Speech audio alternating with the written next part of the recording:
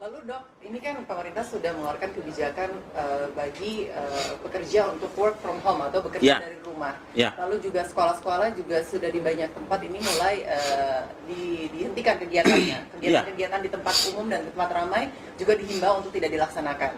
Apakah keputusan pemerintah ini sudah tepat untuk mencegah penyebaran virus COVID ini semakin meluas di Indonesia? Oke, saya akan kembali lagi ke konsep awal tadi bahwa hal paling indah dari virus itu adalah sekali lepas atau nggak sengaja lepas gitu, itu nggak akan ada satupun manusia di dunia yang bisa menghentikan. Jadi pada saat kita kemasukan COVID yang baru ketahuan bulan Maret gitu kan, meskipun menurut saya sebenarnya mungkin sebelum itu juga udah masuk gitu, cuman kita nggak sadar gitu kan. Nah begitu udah masuk ke satu lokasi, maka itu akan tersebar ke semua wilayah. Tidak ada yang bisa menghentikan. Dan yang terjadi apa? Sebenarnya kita semua sudah kena kok. Coba kalau kita coba berpikir ulang sebelum diberitahukan bulan Maret. Apakah sebelum itu misalnya pas bulan Februari, apakah kita pernah merasakan tiba-tiba sakit, pilek, demam, dan kemudian pernah kan? Karena saya mengalami hal yang sama. Pas pada saat saya pulang dari pasar, istri saya mengalami hal yang sama, anak saya mengalami hal yang sama. Hampir sebagian besar orang mengalami hal yang sama, tapi baru ketahuan kan bulan Maret. Nah pertanyaannya, kok kita bisa ngobrol-ngobrol di sini nggak ada yang mati? Terus apa yang terjadi? Yang terjadi ya sistem keamanan, sistem imun tubuh kita berkembang. Kalau sudah yang kena, coba Mbak ingat-ingat deh, pernah kena bulan Februari toh? Iya, betul. Terus bulan Maret diumumkan. Iya. Sesudah itu Mbak sakit lagi enggak? Enggak. Lah iya itu berarti sudah kebal toh? Kayak divaksin. Karena kita sudah dapat vaksin. Jadi imun diri kita sendiri yang melawan virus yang... Betul. Terus ada sel memori nanti. Ada. Jadi di dalam sistem kekebalan tubuh kita ini basic imunologi. Basic imunologi bukan mengenai antibody, tapi mengenai sel memori. Sel memori itu adalah sel di dalam sistem tubuh kita, sistem imun tubuh kita yang nanti akan menyimpan data apa aja yang pernah masuk ke tubuh kita. Misalnya mbaknya pernah kena COVID bulan misalnya ya, atau jangan COVID lah, penyakit apa sih yang kira-kira gampang, flu aja lah ya kan. Kalau dibilang COVID ntar kan jadi paranoid soalnya. Hepatitis. Jadi misalnya udah pernah kena flu di bulan Februari misalnya. Nah nanti kita akan sakit, itu normal selama sampai 7 hari. Kemudian di hari ke-7 antibodi kita keluar kan. Nah di dalam 7 hari itu tubuh kita berusaha memasukkan data virus flu itu ke dalam sel memori. Nah sesudah itu nanti di hari ke-7 antibodi keluar. Di hari ke-14 kita sudah kebal. Sudah sembuh total. Seperti 1, 2, 3 itu kan pasiennya dia bisa sembuh total. Nah, sesudah itu kemudian pada saat kita jalan-jalan lagi keluar, karena sekarang kan virusnya nyebar kemana-mana kan? Iya. Kemudian kita kena lagi kan? Oke. Respon imun yang kedua itu tidak 7 hari. Hanya dalam waktu 1 hari udah keluar antibodinya. Karena tubuh kita udah ingat. Udah ingat, benar. Ada sel memori, itu prinsip utama vaksinasi. Makanya buat yang pernah sakit bulan Februari kemarin, pada saat bulan Maret sampai sekarang, kan kita semua masih bisa ketawa-tawa sambil merokok. Makanya kita kemarin berani datang ke tempat suspek. Ya, itu sebabnya saya datang kemarin pada saat hari Minggu ke Depok, ke pusat lokasi outbreak. Saya akan datang ke situ untuk memaparkan diri saya, sekaligus untuk membuktikan bahwa kalau saya sudah pernah kena, maka saya datang ke situ dan saya akan kembali lagi dan saya dalam kondisi sehat. Karena saya sudah kebal sebelumnya. Ini ya dalam tanda kutip sebenarnya ya penelitian pribadi, tapi saya sering melakukan itu untuk banyak wilayah wabah virus, dan beberapa kali saya dengan sengaja memaparkan diri saya terhadap virus supaya saya bisa ngerti efeknya kayak gimana gitu, dan kita semua masih berbahagia dan bisa bincang-bincang sampai sekarang.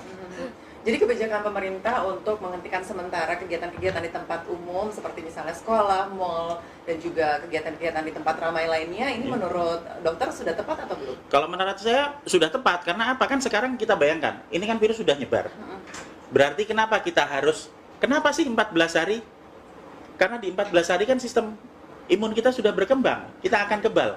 Orang yang sudah pernah kena akan beristirahat di rumah dan mengurangi paparan virus yang masuk ke dalam, sehingga dia sudah pernah kena nih sedikit, dia akan bisa mengembangkan sistem antibodinya untuk lebih banyak dan lebih mudah karena nggak kena lagi di sana. Iya kan? Itu. Sementara yang belum kena akan mengurangi risiko paparan toh? Betul. Bener. Nah, sementara yang sudah terlanjur sakit parah bisa di rumah supaya dia tidak nularin orang-orang yang ada di sekitarnya. Jadi kalau dibilang kita mau istilahnya kita menjaga diri di dalam rumah, ya kan, membatasi kegiatan sosial atau kegiatan berkumpul, menurut saya sudah tepat. Dan ini bukan lockdown, bukan, sama sekali bukan lockdown. Jadi orang-orang kan bilangnya heboh, wah ini ada lockdown seperti itu, seakan-akan seluruh kegiatan berhenti semuanya, total. Lockdown itu ditutup katanya. Ya, jadi pemahamannya sebenarnya agak keliru ya dok ya, istilah lockdown itu dengan penghentian sementara. Betul sekali, dan kita harus hati-hati dengan term ini ya, karena term atau istilah ini akan sangat mudah dimain-mainkan. Pembatasan dibilang lockdown, ya kan? Nanti semuanya akan bilang wah ini Indonesia di lockdown. Padahal itu artinya berbeda. Hanya karena masalah pengertiannya aja yang berbeda. Yang kita lakukan sekarang adalah membatasi kegiatan sosial, ya kan? Bahasa Inggrisnya social distance itu kan? Social distance. Ya. Okay. Sementara kalau misalnya yang disebut lockdown itu adalah melakukan karantina terhadap satu wilayah, di mana di wilayah tersebut merupakan sumber penyakit dan sumber penyakit ini belum menyebar.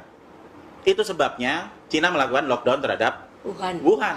Di karantina seperti itu ya dok? Iya, supaya tidak nyebar ke Shanghai sama Hong Kong kan gitu. Okay. Dan memang tidak kesebar ke sana. Nah, sementara jadi lockdown hanya efektif bekerja jika kita tahu sumber lokasinya di mana. Epicentrumnya di mana? Tutup semuanya di situ, ya kan? Sembuhkan semua orang yang ada di situ. Dan dijaga supaya orang yang ada di situ tidak keluar-keluar nyebarin kemana-mana, kan gitu. Nah sekarang kita kembali ke Indonesia. Di mana kasus positif sekarang? Jakarta, Bandung, Semarang, Solo, udah nyebar kemana-mana. Nah apa yang mau di lockdown? Udah nyebar kemana-mana. Kita tidak bisa melakukan lockdown untuk kasus di mana penyakit sudah terlanjur menyebar. Yang bisa kita lakukan adalah kita berusaha untuk mengajari, mengedukasi setiap warga, setiap rakyat Indonesia yang ada supaya sadar bahwa jika mereka sakit apa yang harus dilakukan secara mandiri. Vitamin E, vitamin C itu murah, sabun ada banyak di mana-mana. Kita semua bisa meningkatkan kualitas kesehatan kita, plus kita akan bisa untuk membasmi virus yang ada di lapangan kalau kita kerjakan bareng-bareng. Karena kita nggak bisa menggantungkan sekian banyak rakyat hanya untuk beberapa rumah sakit yang malah akan tambah bikin chaos. Inti dari penyakit, inti dari wabah ini sebenarnya kan ada di penyakitnya. Efek yang berlanjut, chaos, teror, panik yang ada di kepala, yang sebenarnya hal yang ditakutkan itu nggak pernah terjadi. Kita membayangkan kayak yang di video-video orang pada mati gelimpangan. Sementara begitu kita sadar tidak lihat HP nih, kita keluar, kita beli mie ayam di depan dan nggak ada orang mati di luar. Padahal sudah terbukti video itu hoax, tapi tetap aja masyarakat karena ada ketakutan berlebihan itu ya dok ya. Kalau misalnya karena terus menerus. Jadi kalau saya bilang di depan sana itu nanti di bawah pohon itu kan nanti ada kuntilanak tuh ya. Kalau kita semua nanti ke sana, nanti kita akan dicekek sama kuntilanak. Saya akan bilang itu setiap 2 jam sekali. Sampai anak cucu. Semua orang di kantor ini nggak ada yang berani lewat situ. Padahal kalau kita datang ke situ kuntilanaknya juga nggak ada.